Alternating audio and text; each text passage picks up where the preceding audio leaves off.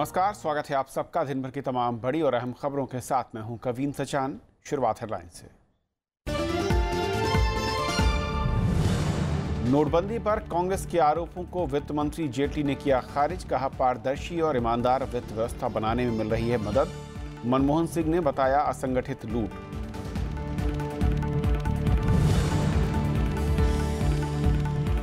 हिमाचल में थमा चुनाव प्रचार। घर घर संपर्क में जुटे उम्मीदवार। राज्य से लगी सीमाओं पर कड़ी चौकसी। गुरुवार को मतदान।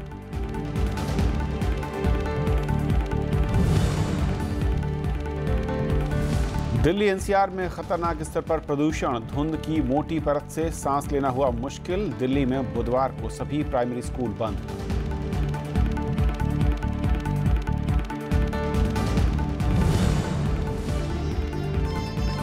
पुलवामा मुठभेड़ में 3 आतंकी ढेर। अमेरिका में बने हथियार बरामद। पाकिस्तानी सेना से मदद का खुलासा।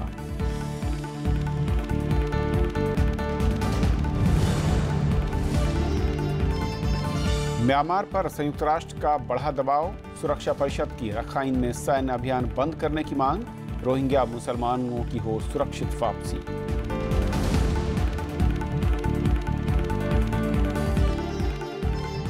और आइए देखते हैं पहली खबर।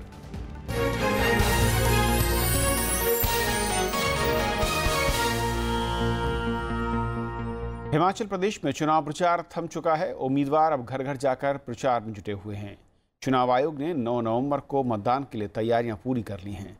निष्पक्ष और शांतिपूर्ण मतदान के लिए 7,525 मतदान केंद्र बनाए गए हैं। राज्य की सभी 68 सीटों पर पहली बार ईवीएम के साथ वीवीपैट मशीनों का इस्तेमाल किया जाएगा। चुनाव प्रचार थमने के बाद हिमाचल प्रदेश में राजनीतिक दल घर घर जाकर मतदाताओं से वोट की अपील में जुट गए हैं। प्रचार के आखिरी दिन सभी पार्टियों ने पूरी ताकत झोंक दी। चुनाव आयोग ने 9 नवंबर के मतदान के लिए पूरी तैयारी कर ली है। शांतिपूर्ण और निष्पक्ष चुनाव के लिए खास प्रबंध किए गए हैं। हमारे 24 पोलिंग स्टेशन ऐसे हैं जहां पे 5 किलोमीटर से ज्यादा चल के जाना पड़ता है, तो उन सभी का ध्यान रखा गया है। और उसमें हम ये भी ध्यान रखते हैं कि पार्टीज को समय पे मूव किया जाए जिससे वो समय पर पहुंच सके। इसके साथ ही उन एरियाज में कनेक्टिविटी बनाए रखने के लिए विशेष प्रावधान किए गए हैं। कुछ पोलिंग स्टेशन ऐसे हैं जहां पर हमें हेलीकॉप्टर के माध्यम से या बोट के माध्यम से भी पोलिंग पार्टीज को और इलेक्शन मटेरियल को पहुंचाना पड़ेगा। राज्य की सभी 68 सीटों पर पहली बार ईवीएम के साथ वीवीपैट मशीनों का इस्तेमाल किया जाएगा। इसके लिए बीते कई दिनों से जागरूकता अभियान भी चलाया जा रहा है। सुरक्षा के भी खास इंतजाम किए गए हैं। हिमाचल प्रदेश के बॉर्डर चेक पोस्ट हैं जो इंटर स्टेट बॉर्डर्स हैं, उन सभी पर सेंट्रल पैरामिलिट्री फोर्सेस की निगरानी रखी जा रही है। सभी पर कैमरास लगाए गए हैं। कैमरा के माध्यम से भी निगाह रखी जा रही है। उसके अतिरिक्त विशेष प्रबंध किए जाते हैं आखिर के 72 आवर्स और 42 आवर्स में, तो उसके लिए भी विशेष प्रावधान किए जा रहे हैं कि किसी भी तरह से वोटर्स को ना डराया जा सके और ना ही उसे प्रलोभन दिया जा सके। हमारे यहाँ पे संवेदनशील बूथ 17 हैं, सेंसिटिव, और वहाँ पर सभी बूथ के ऊपर माइक्रो ऑब्जर्वर रहेंगे या फिर वेबकास्टिंग होगी। वो एक अलग अलग कैटेगरीज हैं कि कुछ बूथ पे माइक्रो ऑब्जर्वर हैं, कुछ पे वेबकास्टिंग है, कुछ में वीडियोग्राफी है, और जो बाकी के बच जाते हैं उनमें प्रिजाइडिंग ऑफिसर द्वारा फोटोग्राफी की जाएगी। राज्य में 50,25,941 मतदाता हैं। इनके लिए 7,525 मतदान केंद्र बनाए गए हैं। सभी 68 सीटों पर 338 उम्मीदवार चुनावी मैदान में हैं। इनमें 19 महिला उम्मीदवार हैं। बीजेपी और कांग्रेस हर सीट पर चुनावी मैदान में है। बीएसपी 42, सीपीएम 14 और सीपीआई 3 सीटों पर चुनाव लड़ रही है।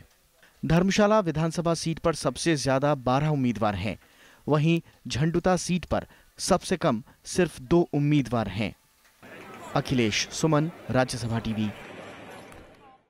और हिमाचल चुनाव पर और बातचीत करने के लिए हमारे साथ अश्विनी शर्मा जोड़ रहे हैं शिमला से, जो इंडियन एक्सप्रेस के हिमाचल में स्पेशल कॉरेस्पॉन्डेंट हैं।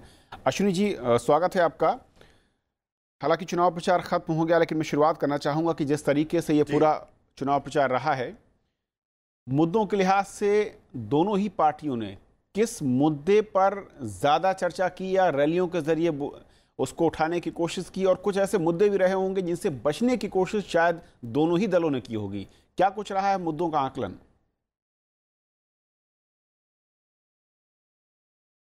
देखिए, जैसे आपने बताया कि यहाँ पे चुनाव प्रचार आज थम गया है और उसके बाद अब घर जाके लोग प्रचार करेंगे।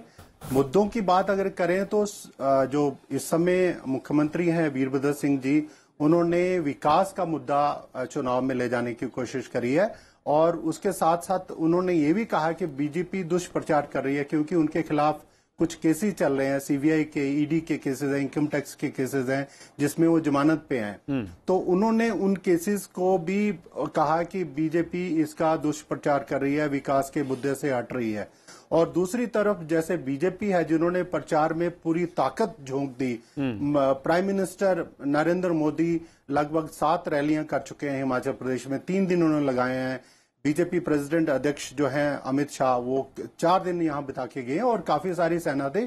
उन्होंने मुख्यमंत्री के ऊपर ही सिर्फ हमला बोला है और ये भी कहा है कि हम ये जो इस समय सारा जो टेन्योर रहा है उसमें माफिया राज रहा है, विकास नहीं हुआ है, करप्शन हुई है और लॉ एंड ऑर्डर का इश्यू था। जैसे एक हाईलाइट हुआ, एक बच्ची के साथ बलात्कार हुआ और उसका बाद में मर्डर कर दिया गया, वो केस भी हाईलाइट हुआ। एक फॉरेस्ट गार्ड का मर्डर हुआ है जिसका शव दरख्तों पे लटका हुआ मिला।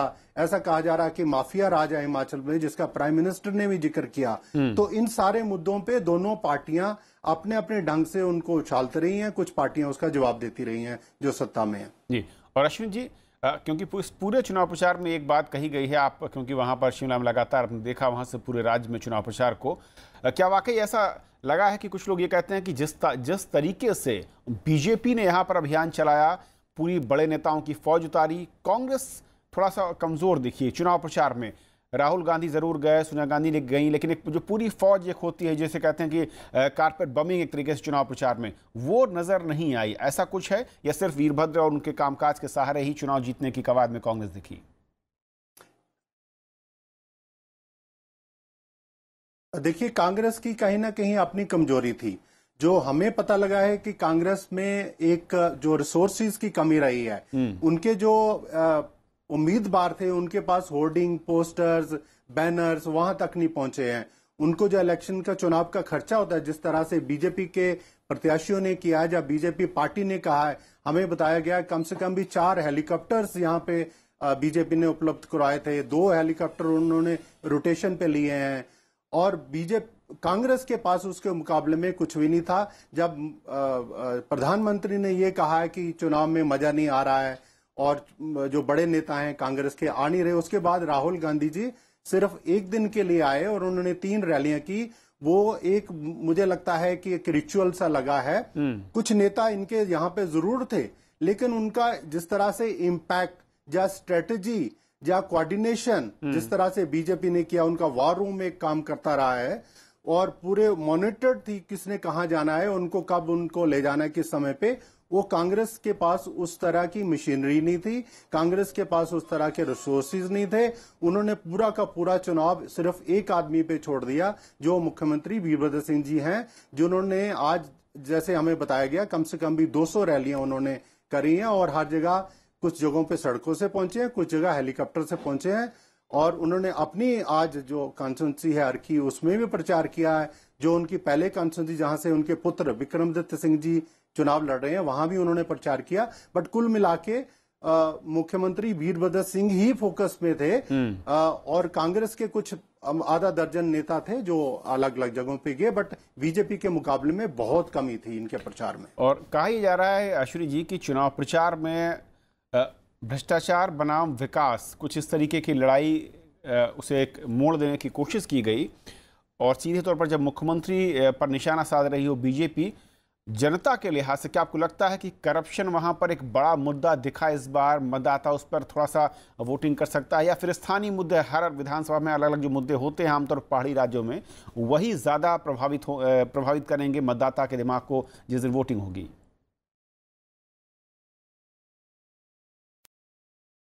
देखिए, बीजेपी के अगर हम देखें, एक नजर दौड़ाएं किस तरह की उनकी स्ट्रेटेजी थी। बीजेपी ने सबसे पहले एक 100 रैलीज का प्लान बनाया कि हम 100 रैलीज करेंगे हिमाचल प्रदेश में, जिनका उनका एकमात्र स्लोगन था माफिया राज हटाओ, हिमाचल बचाओ। उसके बाद एक परिवर्तन रथ यात्रा उन्होंने करी हिमाचल प्रदेश में और उसके बाद कई तरह के और प्रोग्राम करे जिसके अंदर सिर्फ मुख्यमंत्री टारगेट थे और उनकी करप्शन थी। उसके बीच बीच मोदी जी की जो पॉलिसीज हैं सेंटर की, उनको भी हाईलाइट कर रहे हैं, जो पॉजिटिव चीजें थी। और दूसरी तरफ अगर देखें तो कांग्रेस ने जीएसटी और डिमोनेटाइजेशन को भी इशू बनाया, और जो इनकी दिल्ली में एनडीए का शासन रहा उसकी कमियां भी उन्होंने हाईलाइट कराई हैं। लेकिन मुझे लगता है कि मुख्य मुद्दा गवर्नेंस का है, किस तरह की गवर्नेंस हिमाचल में रही है, किस तरह का शासन मुख्यमंत्री वीरभद्र सिंह जी ने दिया है, जिसमें बीजेपी का एक स्लोगन रहा है, रिटायर्ड, टायर्ड एंड हायर्ड ऑफिसरों के द्वारा शासन चलाया गया है, वो भी एक मुद्दा रहा। और विकास किस तरह का हुआ है, सचमुच में विकास हुआ है, या एंड के 2-3 महीनों में कुछ इनागुरेशन हुए हैं, या फाउंडेशन स्टोन ले किए गए, मुख्यमंत्री लोगों के बीच जाते रहे हैं, वो अलग इशू है। बट मुझे लगता है कि विकास और गवर्नेंस ही मुद्दा है, करप्शन का मुद्दा थोड़ा पीछे चला गया है। बहुत बहुत शुक्रिया अश्विनी जी वहाँ से पूरा हाल चाल बताने के लिए और ये समझाने के लिए कि असल में हिमाचल में इस बार क्या बड़े मुद्दे और जनता किन मुद्दों पर वोट कर सकती है। तो फिलहाल पहली खबर में भी इतना ही।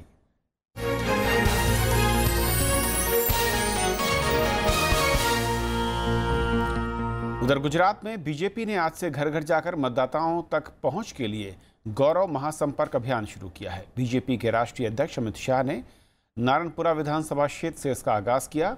मुख्यमंत्री विजय रूपानी ने राजकोट, उप मुख्यमंत्री नितिन पटेल ने महसाणा और पूर्व मुख्यमंत्री आनंदीबेन पटेल ने घाटलोडिया से अभियान को शुरू किया। इस दौरान पार्टी कार्यकर्ता घर घर जाकर मतदाताओं को बीजेपी सरकार की उपलब्धियां बता रहे हैं। 12 नवंबर तक चलने वाले इस अभियान के तहत पार्टी के वरिष्ठ नेता और कई केंद्रीय मंत्री बूथ लेवल के कार्यकर्ताओं के साथ घर घर जाएंगे।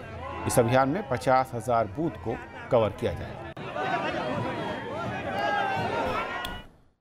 और फिलहाल एक ब्रेक, और ब्रेक के उस पार कुछ और बड़ी खबरें।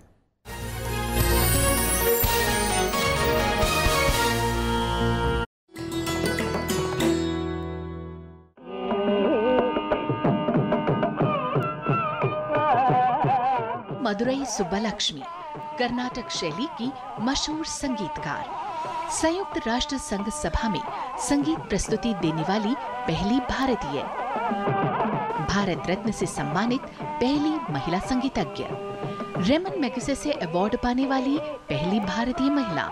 इसके अलावा वो पहली महिला रही जिन्हें संगीत कलानिधि के रूप में मिला कर्नाटक संगीत का सर्वोत्तम पुरस्कार। महात्मा गांधी, पंडित नेहरू और लता मंगेशकर को किया जाता है इनके प्रशंसकों में शुमार।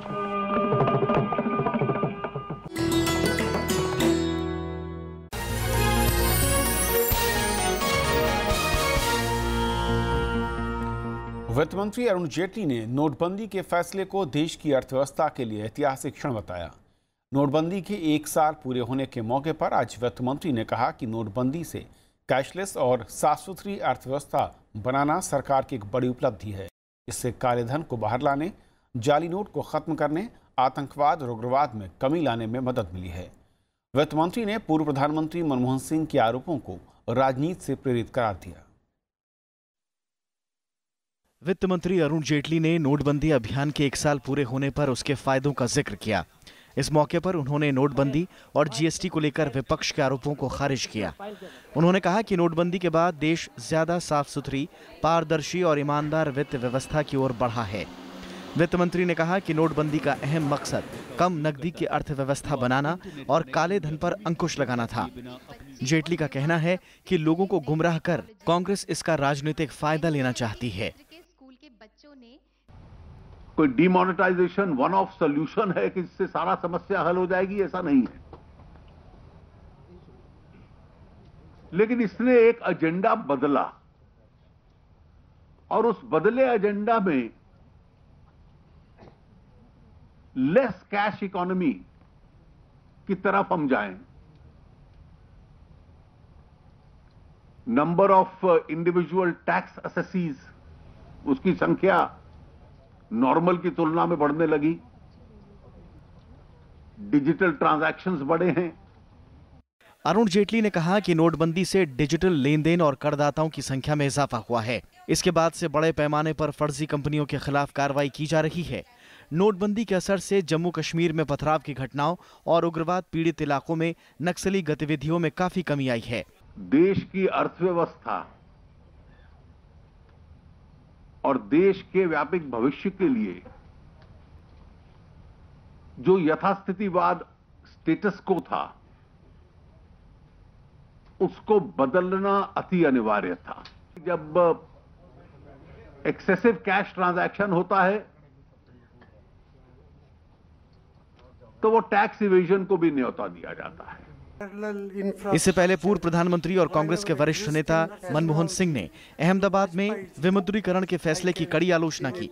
उन्होंने कहा कि सरकार नोटबंदी के मकसद को हासिल करने में पूरी तरह से नाकाम रही है।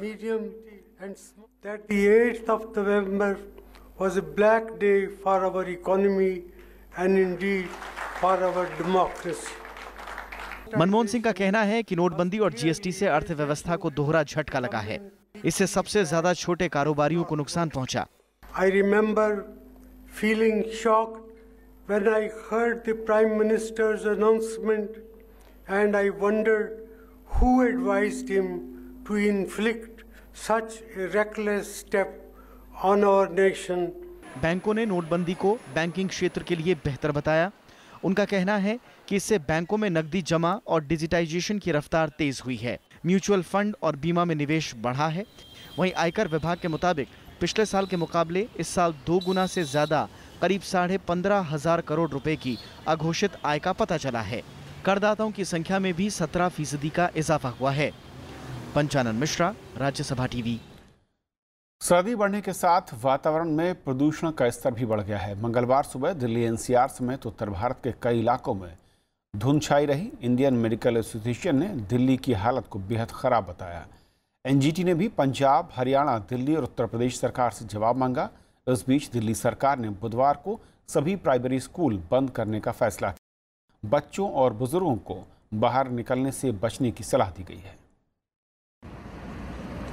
दिल्ली समेत उत्तर भारत के कई हिस्सों को मंगलवार सुबह धुंध की मोटी चादर ने पूरी तरह से ढक लिया। दिल्ली एनसीआर में प्रदूषण का स्तर खतरनाक लेवल को भी पार कर गया। सोमवार शाम ही वायु प्रदूषण में तेजी दर्ज की गई, जिसके चलते दृश्यता के स्तर में कमी आई और जिसका असर एयरपोर्ट पर विमानों की आवाजाही पर पड़ा। केंद्रीय प्रदूषण नियंत्रण बोर्ड ने मंगलवार को इस बारे में चेतावनी जारी की। IMA declares Delhi in a public health emergency state. School बंद हो जाने चाहिए, लोग घरों से बाहर नहीं निकलने चाहिए, खासकर एल्डरली, प्रेग्नेंट लेडीज, बच्चे, हार्ट के पेशेंट, अस्थमा के पेशेंट, बाकी सब लोगों को भी प्रिकॉशंस लेनी चाहिए। एक्टिविटी बंद होनी चाहिए, पार्कों में जाना बंद होना चाहिए। Forget about jogging. This type of scenario we are expecting for another 3 days. Due to that, we have given warning for another 3 days for dense to very dense fog for Punjab, Haryana, including Delhi, northern parts of Rajasthan and some parts of West UP. पर्यावरण का मौजूदा स्तर बीमार व्यक्तियों के अलावा स्वस्थ लोगों के लिए भी खतरनाक है। दिल्ली के मुख्यमंत्री अरविंद केजरीवाल ने उप मुख्यमंत्री और शिक्षा मंत्री मनीष सिसोदिया से राजधानी में कुछ दिनों के लिए स्कूल बंद करने के लिए कहा। रिक्वेस्ट कर रहे हैं सेंट्रल गवर्नमेंट से कि आप इंटरवेंशन करो। 3 राज्यों में बातचीत होनी है। पराली जलाने का जो काम हो रहा है उसमें कुछ इंटरवेंशन करनी पड़ेगी। दिल्ली से जो भी मदद की जरूरत है दिल्ली करने को तैयार है, लेकिन जब तक सेंट्रल गवर्नमेंट हरियाणा और पंजाब के साथ मिलकर इसकी कोई योजना नहीं बनाएगी, क्योंकि दिल्ली में इस वक्त जो स्मॉग है चारों तरफ, जो गैस चैम्बर, जो पॉल्यूशन का चैम्बर बनी हुई है, वो इस वजह से क्योंकि फिर से पराली जलाएगी और फिर से उसका सारा इकट्ठा होकर सारा काला यहाँ आ गया है। भारी धुंध के चलते एनजीटी ने पंजाब, हरियाणा, दिल्ली और उत्तर प्रदेश सरकारों पर कड़ी नाराजगी जताई। साथ ही हालात से निपटने के लिए उठाए गए कदमों पर 9 नवंबर तक जानकारी मांगी है। Bureau report, Rajya Sabha TV. भारतीय सिनेमा के दिग्गज अभिनेता कमल हसन ने सियासी सफर शुरू कर दिया है। आने वाले दिनों में वो सक्रिय राजनीति में नजर आएंगे। मंगलवार को उन्होंने इस बात के संकेत दिए। उन्होंने कहा कि वो जानकारों से सलाह मशविरा कर रहे हैं। अपने जन्मदिन के मौके पर उन्होंने विसल ब्लोअर ऐप की शुरुआत भी की। लोगों के साथ मिलकर काम करने की इच्छा जताते हुए कमल हासन ने कहा कि मय्यम विशल नाम का ये ऐप लोगों को जोड़ने का काम करेगा। कमल हासन इस ऐप के जरिए देश से जुड़े गंभीर मुद्दे भी उठाएंगे। First, we have to get ready. It's not about jumping into the poll, but getting the party ready to come qualified and prepared to So we are looking at a larger goal. The fact that then why did you call this meeting? To tell that I'm already here, because constantly in the media there is the thing he might announce, I have announced it. I am working on the thing, on the structural part of the whole thing. A lot of people are helping me. Jammu Kashmir में सुरक्षा बलों को एक बड़ी कामयाबी मिली है। सोमवार को रात भारतीय जवानों ने जैश मोहम्मद के 3 आतंकियों को मार गिराया। इनमें से 2 पर इनाम घोषित था। केंद्रीय गृह मंत्री राजनाथ सिंह ने कामयाबी को सुरक्षा बलों के बीच बेहतरीन तालमेल का नतीजा बताया है। मारे गए आतंकियों के पास से ऐसे हथियार बरामद किए गए हैं जिनका इस्तेमाल पाकिस्तानी सेना में होता है। जम्मू कश्मीर में सुरक्षा बलों को कामयाबी हाथ लगी है। सोमवार देर रात पुलवामा जिले में आतंकी गुट जैश-ए मोहम्मद के सरगना मौलाना मसूद अजहर का भतीजा तलहा रशीद सुरक्षा बलों के साथ गोलीबारी में मारा गया। तलहा रशीद के अलावा 2 अन्य आतंकियों को भी ढेर कर दिया गया। आतंकियों के पास अमेरिका में बने हथियार बरामद हुए हैं जिनका इस्तेमाल पाकिस्तानी सेना करती है। As far as weapon is concerned, now the investigation part will start. How it came into the hands of this group of JM. The matter will have to be taken through different channels with the concerned embassies. And let us see, and it's a subject matter of now thorough investigation. मुठभेड़ के दौरान भारतीय सेना का एक जवान शहीद भी हो गया। केंद्रीय गृह मंत्री राजनाथ सिंह ने कहा कि सुरक्षा बलों के बेहतरीन तालमेल के चलते इस तरह की सफलताएं मिल रही हैं। सेना के जवान, अर्धसैनिक बल यानी सीएपीएफ, जम्मू कश्मीर पुलिस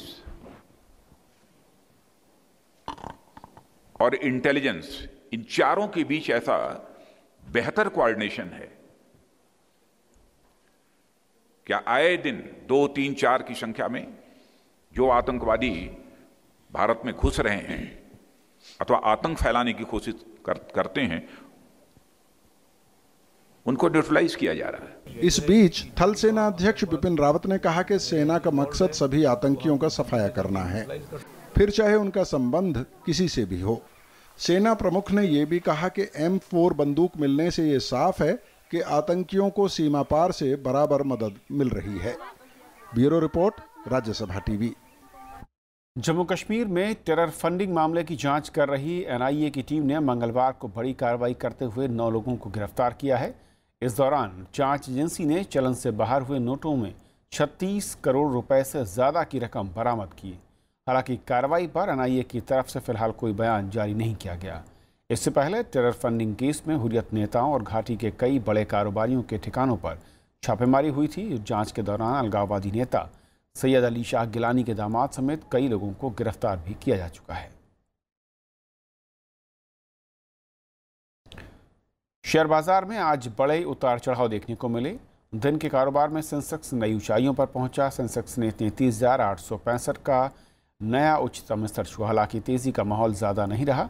दिन के उच्चतम स्तरों से सेंसेक्स 500 अंकों तक टूटा, जबकि निफ्टी करीब 150 अंक तक लुढ़का। आखिर में BSE का 30 शेयरों वाला सेंसेक्स 360 अंक की गिरावट के साथ 33,371 पर बंद हुआ। वहीं पर 50 शेयरों वाला निफ्टी 101 अंक गिरकर 10,350 पर बंद हुआ। भारत दौरे पर आए बेल्जियम के राजा फिलिप ने आज हैदराबाद हाउस में प्रधानमंत्री नरेंद्र मोदी से मुलाकात की। दोनों के बीच आपसी रिश्तों को मजबूत करने के तरीकों पर चर्चा हुई। फिलिप और उनका परिवार उपराष्ट्रपति वेंकैया नायडू और विदेश मंत्री सुषमा स्वराज से भी मिला। इससे पहले आज सुबह राष्ट्रपति भवन में शाही दंपति का शानदार स्वागत किया गया।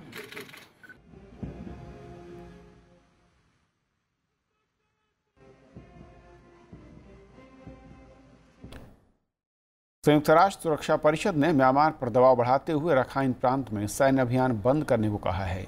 सुरक्षा परिषद ने पलायन कर गए रोहिंग्या समुदाय के लोगों को सुरक्षित घर वापसी सुनिश्चित करने को भी कहा। इसके अलावा संयुक्त राष्ट्र की एजेंसियों को रखाइन प्रांत में सहायता पहुंचाने में सुरक्षा देने और कोई बाधा न डालने की मांग की। 15 सदस्यीय सुरक्षा परिषद ने इस बारे में आम राय से यह बयान जारी किया है। बीते एक दशक में यह तीसरी बार है जब सुरक्षा परिषद ने म्यांमार पर अध्यक्षीय बयान पारित किया है। इसमें मानवाधिकारों का उल्लंघन करने वालों पर कार्रवाई करने की भी मांग की गई है। The Security Council calls upon the government of Myanmar to ensure no further excessive use of military force in Rakhine State, to restore civilian administration and apply the rule of law, and to take immediate steps in accordance with their obligations and commitments to respect human rights. अमेरिकी राष्ट्रपति Donald Trump ने उत्तर Korea परमाणु संकट से निपटने के लिए रूस और चीन की तरफ से प्रयास बढ़ाए जाने के लिए कहा है। डोनाल्ड ट्रंप ने कोरियाई प्रायद्वीप पर जारी परमाणु तनाव को वैश्विक संकट बताया। दक्षिण कोरिया दौरे पर अमेरिकी राष्ट्रपति ने कहा कि उत्तर कोरिया संकट विश्वव्यापी खतरा है और इसके लिए विश्वव्यापी कार्रवाई की जरूरत है। अमेरिकी राष्ट्रपति इन दिनों एशियाई देशों के दौरे पर हैं। बुधवार को बीजिंग में डोनाल्ड ट्रंप की चीन के राष्ट्रपति शी जिनपिंग से मुलाकात हुई। भारतीय मुक्केबाज एमसी मैरी कॉम वियतनाम में खेली जा रही एशियाई मुक्केबाजी चैंपियनशिप के फाइनल में पहुंच गई हैं। इसी के साथ प्रतियोगिता में उनका एक पदक पक्का हो गया है। 51 किलो के वर्ग में भाग लेने के बाद 48 किलो वर्ग में लौटी मैरी कॉम ने मंगलवार को सेमीफाइनल में जापानी मुक्केबाज सुबासा कोमुरा को 5-0 से हराया।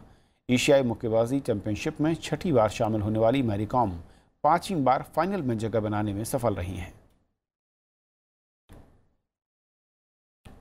तो इस बुलेटिन में फिलहाल इतना ही। नमस्कार।